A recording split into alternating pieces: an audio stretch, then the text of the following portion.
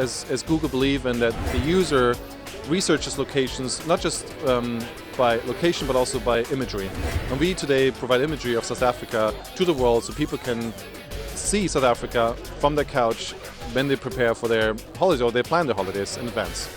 So Google has a new exciting feature, let me call it a product, which is called Google Expeditions. With Google Expeditions, you can create classroom virtual reality tours for school children to teach them about anything, history, nature, heritage. We believe images speak louder than words, and it's in addition to the curriculum to use the Google Cardboard where the teacher can navigate the children through the imagery. So it adds another visual layer to education, and we believe in that, and we launched it today here with Kruger Park as well. So we now created a platform, it's called this Google Street View app, where you can upload your own imagery directly onto Google Maps with the photosphere camera, which gives you the opportunity to show your favorite spot onto Google Maps to everyone. I strongly believe that our imagery will not replace the actual trip to the countries, but I strongly believe that our imagery is helping people to decide where to go next. So for us as Google South Africa, we're really passionate about making sure that South Africans are able to experience their own country as extensively as possible.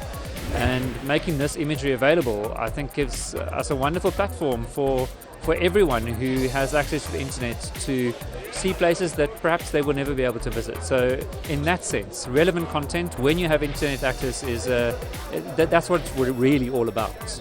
We think it's incredibly important to create platforms that enable people to upload content that it's important to them.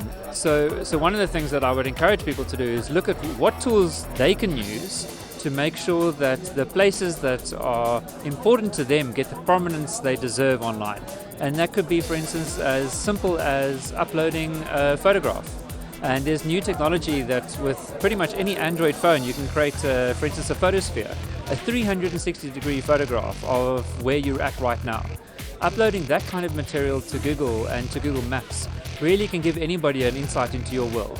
And there are a whole bunch of new technologies that are going to make it much easier for people to upload even Street View-like imagery to Google Maps. So we'd look at Google Maps as a platform that would enable people to share more of their world as far as they possibly can. We take privacy really seriously, and I think the security question, particularly in respect of the areas that we were taking imagery from, we worked very closely with SandParks to make sure that we weren't highlighting any particularly sensitive areas. And bear in mind, of course, that the imagery is static, so it's largely historical. Much of the imagery was actually shot last year, so were someone trying to establish, for instance, where animals were right now, you're not going to be able to use the imagery for that.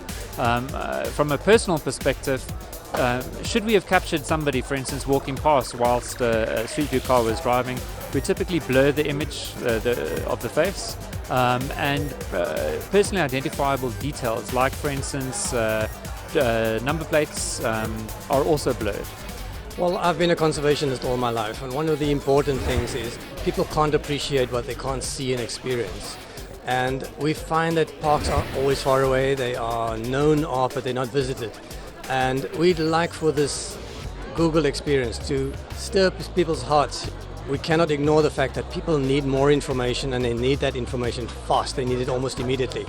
I don't think tourism itself is going to change, but the information available so that people can make their choices better is definitely changing. And the better the images that we provide, the better the preview experiences we can provide, we believe the better the tourism choices that we can allow tourists to make.